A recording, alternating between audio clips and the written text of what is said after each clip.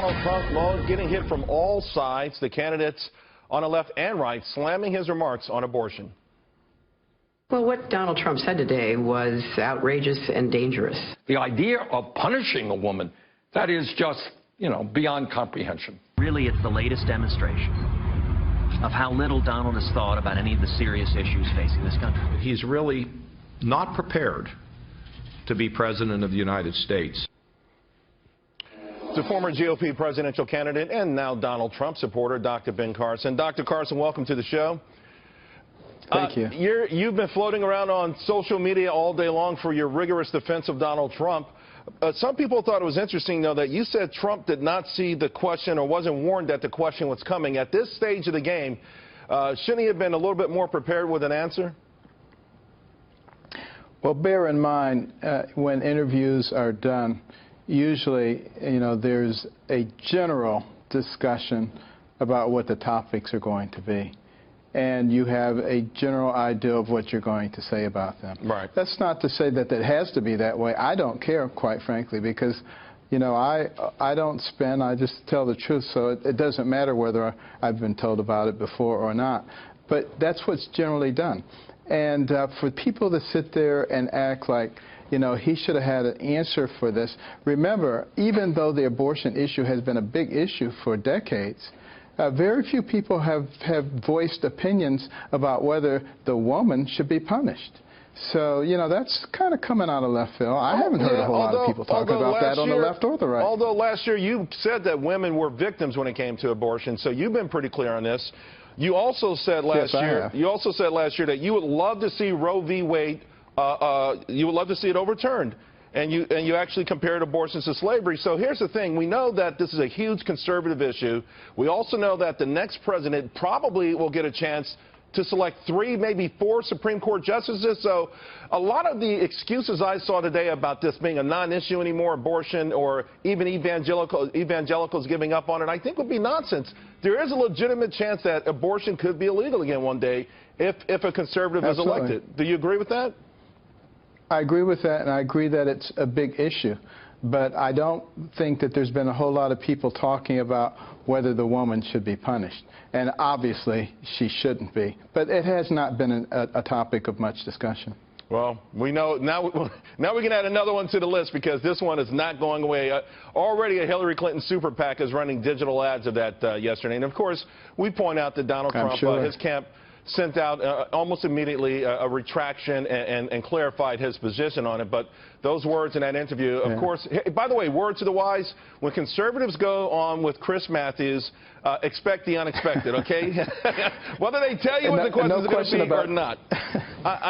No question about that. But I also am a little bit sensitive because, when I was running, and even before I started running, anything that I would say that was even slightly questionable, it was just blown up into an incredible mountain. And so I do understand this. Right.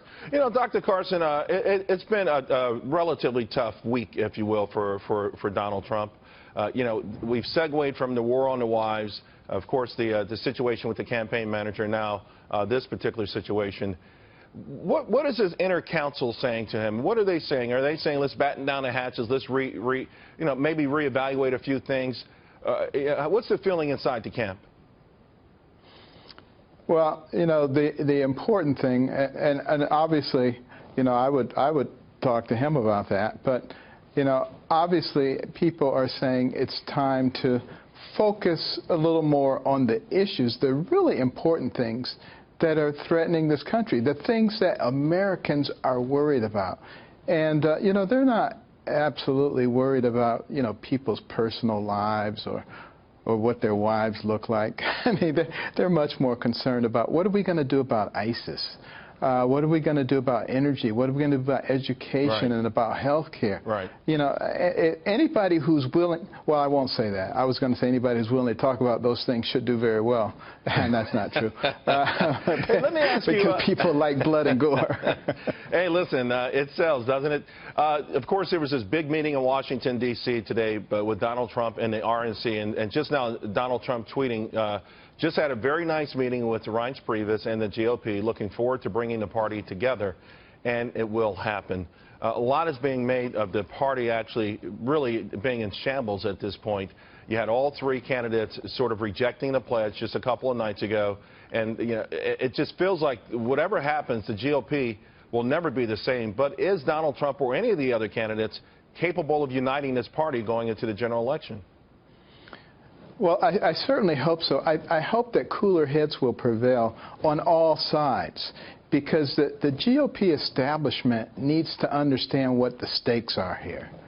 If we blow this, and you get Hillary Clinton or someone like her in there, and they get 2 to 4 Supreme Court picks, we're not just talking about 4 or 8 years.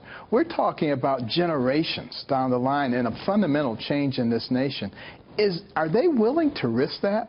We need to be willing to get behind the people's choice, whoever that is. If it's Cruz, we'll get behind him. If it's Trump, we get behind him. If it's Kasich, we get behind him. But the people are the ones who should be empowered to make this choice, right, not the political elites. And yet, if that magic 1237 number is not achieved by any of the candidates, ultimately it will be these delegates who, I guess, supposed to represent the people, but perhaps they won't. What's going to happen if we all have talked about it every single day, but it is a major issue. You have a contested convention, and somehow Donald Trump has a plurality of votes, but is not the nominee. Well, if that happens, I hope they have the wisdom to bring in someone who can speak to all the delegates and all the power players and give them some perspective and help them to understand what is at stake, not just for them, but for their children and their grandchildren. Would it be acceptable to you if it were Ted Cruz? Yeah. Anybody would be more acceptable. What if it was someone who didn't run, though? What if they said, hey, we need Paul Ryan to be the guy? I mean, certainly there would have to be major outrage. That would be very difficult, because you would lose a large portion of the populace. It would be a guaranteed loss, a disaster. I hope no one thinks that will work. Well, except the Democrats. Now, they would probably be pushing that. They say, hey, that's a great idea, you guys. We ought to do that. Some people saying the rules are so crazy that maybe Bernie Sanders may get the GOP nomination. But I don't know. But as usual, thanks a lot. We always appreciate when you come on the show. Thank you. Thanks a lot.